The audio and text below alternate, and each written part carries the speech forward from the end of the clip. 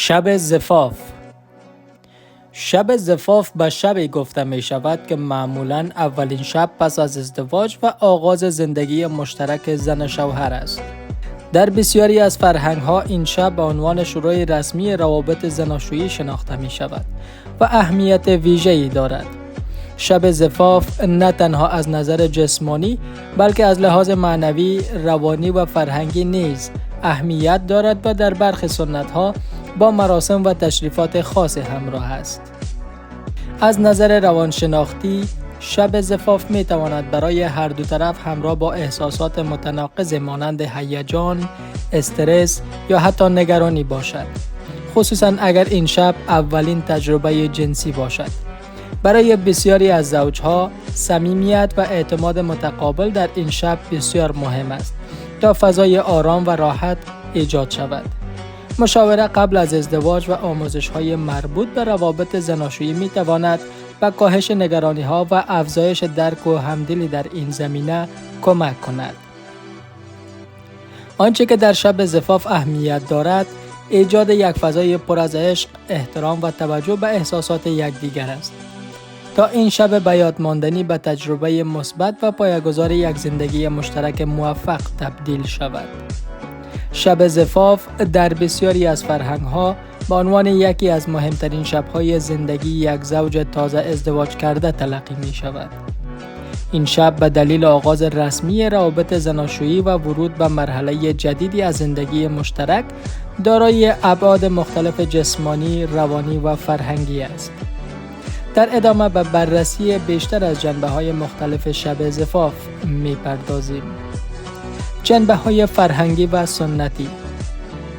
شب زفاف در برخی فرهنگ‌ها با مجموعه‌ای از آداب و رسوم خاص همراه است. به عنوان بخشی از سنت‌های ازدواج به آن اهمیت می‌دهند. این آداب و رسوم از جامعه‌ای به جامعه دیگر متفاوت است، اما در برخی موارد شامل موارد زیر می‌شود. آماده سازی اتاق زفاف. در بسیاری از فرهنگ‌ها اتاقی که برای شب زفاف آماده می‌شود با گلها، شمع‌ها و عناصر زیبایی شناختی تزیین می‌شود تا محیط عاشقانه و آرامبخش فراهم شود. مشورت و نصایح بزرگترها.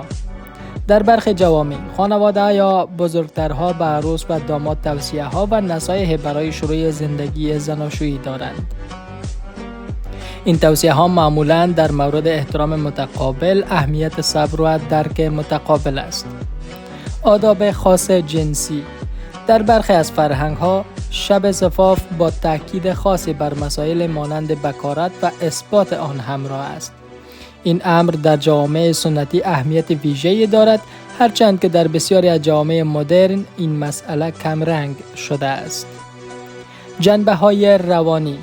شب زفاف می‌تواند برای زوجها به ویژه اگر اولین تجربه جنسی باشد با هیجان، استرس و حتی اضطراب همراه باشد. انتظارات فرهنگی یا فردی می‌تواند بر این احساسات تأثیر بگذارد. برخی از مهمترین جنبه‌های روانی شب زفاف شامل موارد زیر است.